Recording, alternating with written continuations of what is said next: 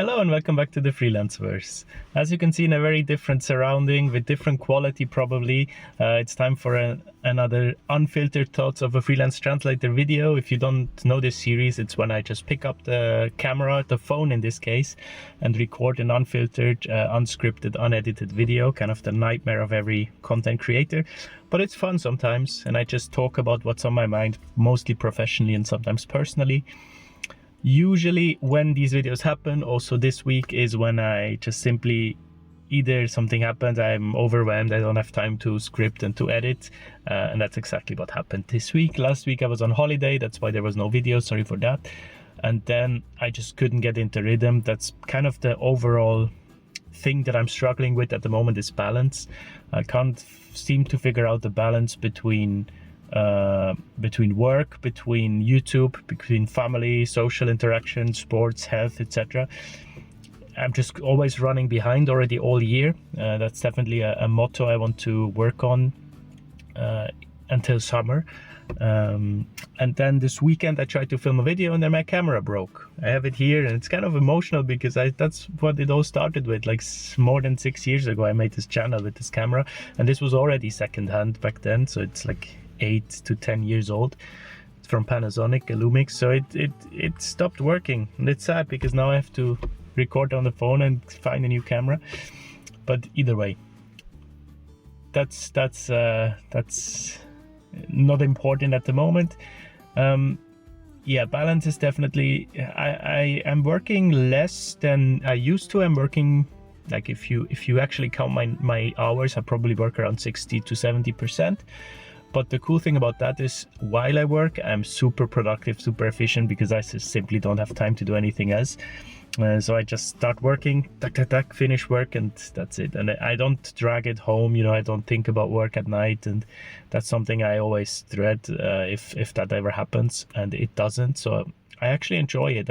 Even if there is like no downtime during work, it feels very good. Like I get out there, I do my stuff, I get home, and it's finished. I've also thought about the conferences I want to attend this year. Last year I didn't attend. Well, I attended TEF, Translating Europe Forum, because it's here at my doorstep in Brussels, and I definitely will attend that again. That's early November. I usually don't have plans early November, so I will definitely be there again. Let me know if you're there, and I will see you there. It's always fun to meet people there. Probably every year I still meet someone who says, "Oh, I know you from the videos." That's really fun.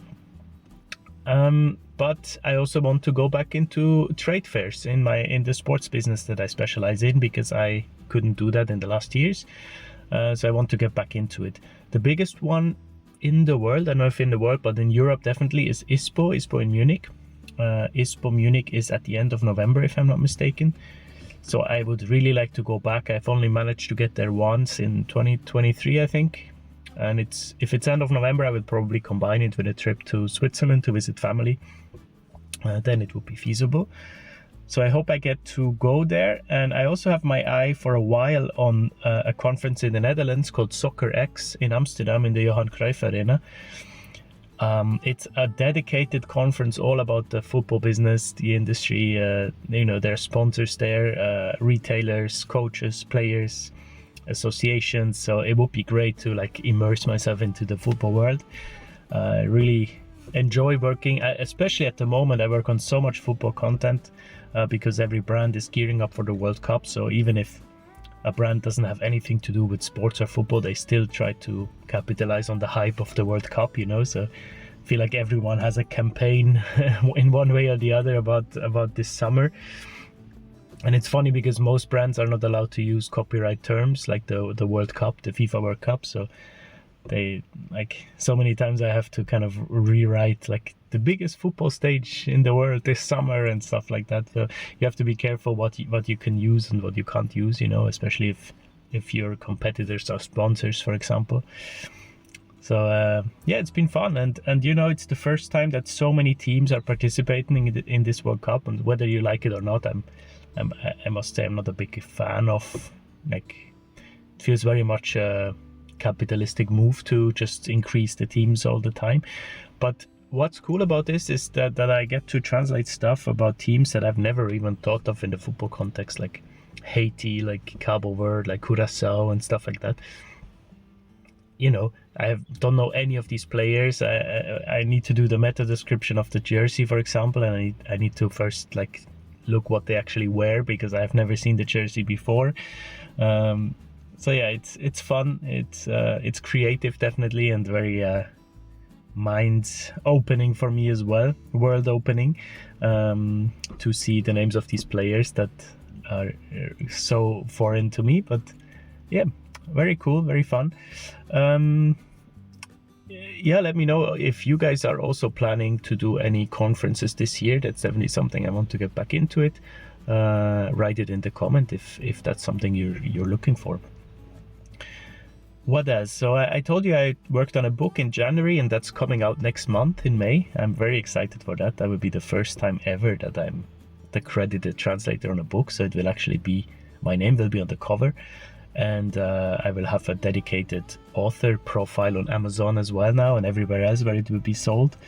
So I'm excited for that. And you know, I wonder how the copyright works in that case, or if I can, I would love to make a dedicated video on that book, on translating that book, because there were some really interesting choices to be made, because it's in reference to a very large, very well-known comic, French comic, but then the book is a factual book. It's a non-fiction book, you know. So, but then still the tone of voice you had to adjust, because it's kind of written for teenagers, I would say, but it's still also interesting for adults. I learned a lot translating this book.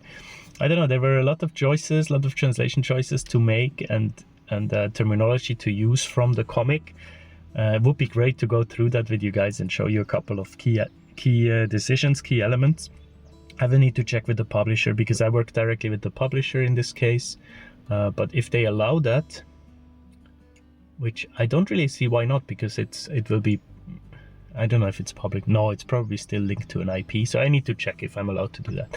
Once it's out, I will check with the publisher, and maybe I can show you a couple of sections of the book that I worked on. That would be super fun. More like personal challenge wise, I'm trying to increase my running kilometers. I just completed another half marathon in Ghent in Belgium. That went surprisingly well, because I was a bit injured. I had a knee injury, but all in all it went well. I did my usual time of like 2:10, 2:11. So it's always around 6 minutes per kilometer, but I would love to increase my capacity in running, actually. That's another thing that I can't really figure out the balance with, because training to increase capacity in running takes so much time. At the moment I probably do like between 15 and 20 kilometers a week, but I noticed that it's not enough to increase my capacity, so I would probably have to increase it to 30 to 40 kilometers a week, which is so much for me, you know. That's like, I mean, 3 runs, 10 kilometers, it's like 3 hours an hour, 3 hours a week. It's not that much when you think about it, but then running is not all I do, right? I also do gym, tennis, boxing, etc. So I would have to go all in on running to do that, and I'm not sure yet if I want to do it, but I feel like I need a new fitness challenge to kind of keep me going, keep me motivated. So maybe that's the next thing to do. Let me know what you guys are working on, professionally and personally. The biggest job I'm working on at the moment is a transcription job, or a subtitling job, let's say. First I'm doing the transcription, later it's being translated by other people, by other translators into French and Italian, and I also need to spot the subtitles of the transcript that I'm working on. It's a documentary series about a nuclear scientist, a German nuclear scientist, not like the big ones from the war or something, but current day ones. They're working some really exciting stuff that could potentially solve a lot of the energy crisis, and I'm working on that at the moment. So I'm transcribing and fixing the already existing transcript into German, and then I'm spotting the subtitles so it fits for this specific streaming platform. The requirements are quite tight. It's not the usual requirements that you would have with subtitles. So they only want one line, for example. That I find already a bit unfortunate, because if you have one line, that's already limiting you so much, you can never put in the actual words that the speaker is saying. And there are some people who watch, maybe you're the same, like I sometimes watch as well, monolingual, so like I watch English with English subtitles. I don't know why, but my brain enjoys having the spoken and the written thing on the screen. And I just imagine if someone watches this in German with German subtitles, and it's impossible to actually include everything they're saying because you don't have the space. So often I need to summarize a bit, or I need to cut things that are not important. And that to me would seem confusing. Like, it's not tailored for people watching it in the same language as they watch the subtitles with. It's tailored for someone watching it in English original, or in German well, it's German original, so. But I guess someone watching it in German original with English subtitles that are condensed, then it makes sense. But yeah, it's a big project because it's a documentary series. So I'm already working on it since beginning of March, and it will last until end of May. I'm working on that almost every day a little bit, but I have a lot of time, so I can kind of space it out. And then the other big job I'm working on, or the other big project I'm working on also since March already, and it keeps going. It's an interesting one. I'm kind of it's kind of a new service, and I don't even know what to call it. I'm basically I have actual Swiss German spoken sentences, which is quite rare, right? And I need to correct them, so they will be then used for further, like for sentimental analysis in research and stuff. So they need to be actually spelled somewhat correctly. But if you follow my channel, you know there is no correct spelling in Swiss German, but still you can kind of, like, there is a lot of corrections I made that are just from vibes, just because I know that something is off here. And of course these are recorded and then transcribed automatically, so the automatic transcription software doesn't know these vibe instances of Swiss German. So there are some very funny transcriptions, I have to say.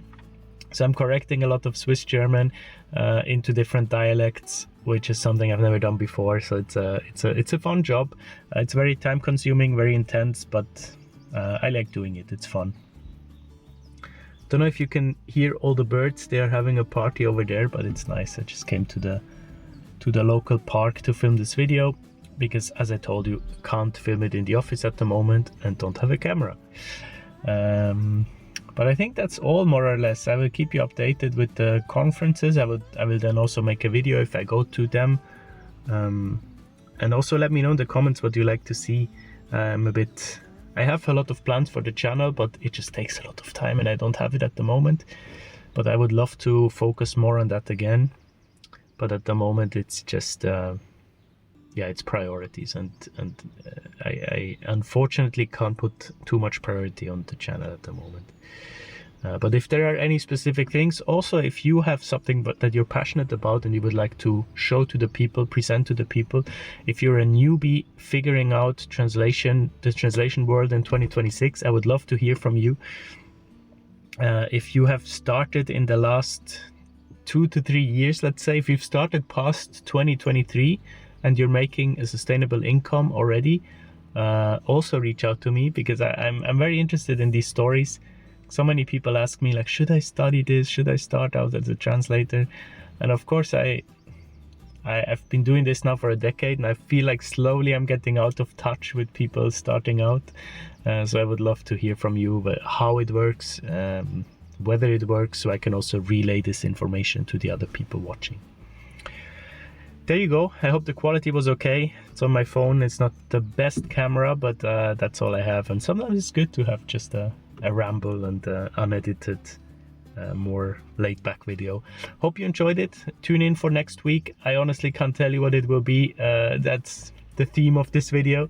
But hopefully soon I can get back on track and be more productive again. And not productive, more efficient. Let's call it that way. Thanks for being here. I really appreciate your support. And this channel is still fun because you guys are tuning in. So let me also know in the comments where you're watching from. I'm always curious, and whether you would like a live stream again soon. So see you next time. Bye bye.